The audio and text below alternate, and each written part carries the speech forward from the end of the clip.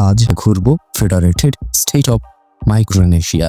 প্রশান্ত মহাসাগরের বুকে ছড়িয়ে থাকা শত শত দ্বীপের দেশ এটি।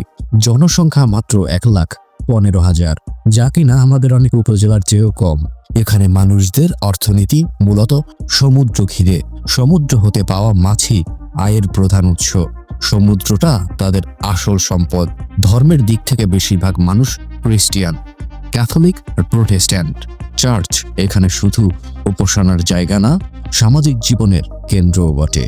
সংস্কৃতি পরিবার কেন্দ্রিক ও ঐতিহ্য ভিত্তিক।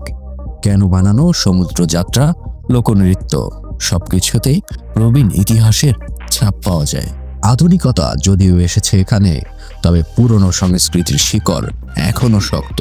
মানুষগুলো শান্ত, সহজ সরল, অতিথিপরায়ণ।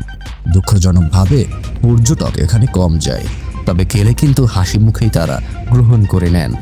অর্থনীতি খুব শক্ত না, মৎস্য শিকার, কৃষি আর বিদেশি সহায়তার উপর নির্ভরশীল। মাইক্রোনেশিয়া বিশেষ করে ইউনাইটেড স্টেটের সঙ্গে চুক্তির মাধ্যমে বড় সহায়তা পায়। জলবায়ু পরিবর্তন এখানে বড় দুশ্চিন্তা।